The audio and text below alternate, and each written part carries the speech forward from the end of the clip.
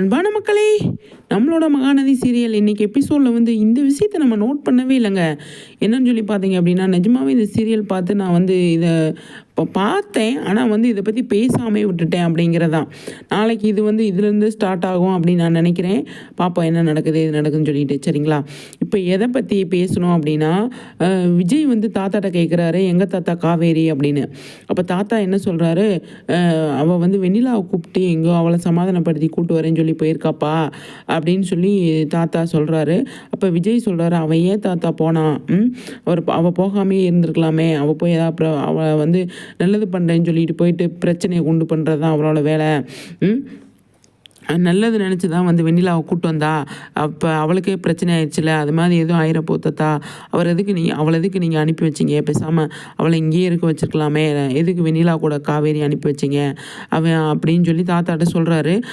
காவேரி தான் எனக்கு நீ வெளியே வராமல் நான் வீட்டுக்கு போக மாட்டேன் அப்படின்னு சொல்லி சொல்கிறாப்பா அப்படின்னு சொல்லி சொன்னோன்னே விஜய் சொல்லுவார், அவங்க வீட்டில் தேடுவாங்க தாத்தா, அவளுக்கு நம்மளால் பிரச்சனை வேண்டாம், அவளை வந்தோடனே வந்து வீட்டுக்கு அனுப்பி வச்சுருங்க, அவள் வீட்டுக்கு போகட்டும், டைம் வேறு ஆகுது, அவங்க அம்மா வீட்டில் பயங்கரமாக தேடுவாங்க அப்படின்னு சொல்லி விஜய் வந்து சொல்கிறாரு. அப்போ தாத்தா மறுபடியும் சொல்கிறாரு, நான் சொன்னேன்ப்பா அவள் கேட்க மாட்றா, உன்னை வெளியே கூப்பிட்டுட்டு தான் போவேன், நீ வெளியே வராமல் அவள் வீட்டுக்கு போக மாட்டேன் அப்படின்னு பிடிவாதமாக இருக்கா அப்படின்னு சொல்லி தாத்தா சொல்லும் போது அப்போ விஜய்க்கு வந்து பயங்கரமாக ஃபீல் ஆகுது. என்ன ஃபீல் ஆகுதுன்னா, ஐயோ கன்சீவாக இருக்காளே, நைட்லாம் வந்து தூங்காமல் இந்த மாதிரி இருக்காளே, என்ன பண்ண போகிறா ஏது பண்ண போகிறா, காவேரி எங்கே போயிருக்கான்னு தெரியலையே, என்ன நடக்கும் ஏது நடக்கும்ன்ட்டு அவருக்குள்ளே ஒரே பதட்டமாக இருக்குது. விஜய்கிட்ட அவ்வளோ ஒரு பதட்டத்தை நான் பார்த்தேங்க. அந்தளவுக்கு பயந்துட்டு இருந்தார். அதே மாதிரி பின்னாடி உட்காந்து அன்பு வந்து என்ன சொல்லிட்டு இருக்காரு, காவேரி வெளியே வந்தால் தானே, நீ வெளியே போனால் தானே, காவேரி எதுக்கு அவளை கூட்டு போனா அந்த வெண்ணிலாவை அப்படின்னு சொல்லி தெரியலையே, இந்த நம்ம சம்மந்தி எப்படி வெண்ணிலாவை வந்து அதாவது காவேரி கூட அனுப்பி வச்சாரு, ஒன்றுமே புரியலையே, வெளியே என்ன நடக்குது இது நடக்குது அப்படின்னு பசுபதி வந்து அதாவது அன்பு வந்து யோசிச்சுட்ருப்பார். அப்போ விஜய் வந்து அன்பை திரும்பி பார்த்துட்டு, தாத்தா நான் வெளியே வந்துட்டேன் அப்படின்னா யாரையும் சும்மா விட மாட்டேன், பாருங்களேன் எவ்வளோ பிரச்சனை பண்ணியிருக்காங்க, அவங்கள யாரையுமே நான் வந்து சும்மாவே விட மாட்டேன் தாத்தா அப்படின்னு சொல்லிட்டு பயங்கர கோவத்தில் வந்து விஜய் வந்து சொல்லிகிட்டு இருக்கிறாரு. தாத்தாவும் விஜயும் அன்புவை பார்த்துட்ருக்காங்க. அன்பு வந்து நக்கலாக பார்த்து சிரிச்சிட்ருப்பாரு. அதை பார்க்கும்போது செம்ம காண்டாக இருந்ததுங்க. ஆனால் அன்புவோட ஒய்ஃபும் சரி, அதே மாதிரி அஜயும் சரி, விஜய்க்கு எதிராக திரும்பிட்டாங்க அப்படிங்கிறது தெரிஞ்சு போச்சு.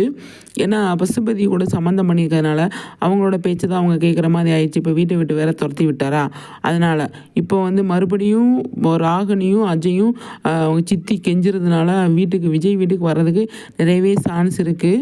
அவங்க வந்தால் தான் மறுபடியும் ப்ராப்ளம் க்ரியேட் பண்ண முடியும் அப்படிங்கிறது ஒன்று இருக்குது. அதனால் வந்து கண்டிப்பாக அவங்க வந்து வீட்டுக்கு வருவாங்க அப்படின்னு தான் நான் நினைக்கிறேன். அதாவது சித்தி பொண்ணு இருக்காங்க இல்லையா, அவங்க வர்றதுக்கு நிறையவே சான்ஸ் இருக்குது. வந்து அவங்கள என்ன பண்ணுறாங்க அப்படிங்கிறத நம்ம வெயிட் பண்ணி பார்க்கணும். ஆனால் நம்மளோட மகாநதியில் விஜய் வந்து இருக்கிற கோபத்தில் காவேரி விட்டு வெண்ணிலா விட்டு உண்மையெல்லாம் சொல்லி வீடியோவெலாம் பார்த்ததுக்கப்புறமா விஜய் வந்து பயங்கர கோமாக வந்து வெளியில் வராரு அப்படிங்கிறத நம்ம ஆல்ரெடி பார்த்துருக்கோம். இன்றைக்கி எபிசோடில் இது தாங்க நல்லா இருந்தது. ஆனால் இதை பற்றி நம்ம அப்பயே பேசியிருக்கணும்.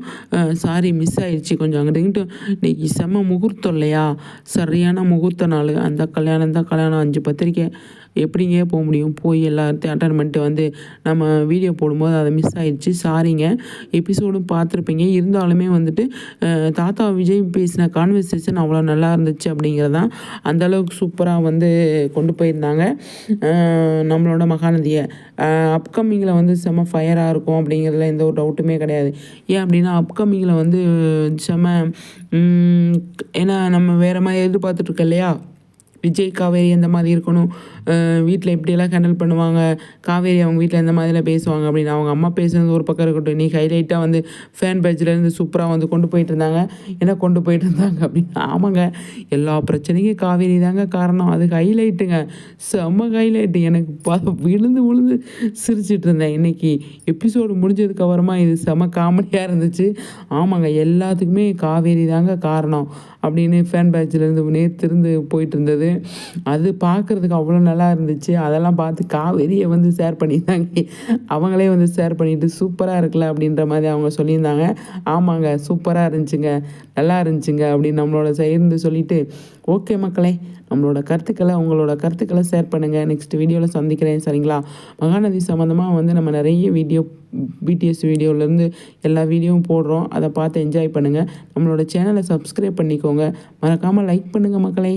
லைக் முக்கியம் சரிங்களா. லைக் பண்ணுங்கள் சரிங்களா. ஓகே மக்களே, எங்களோட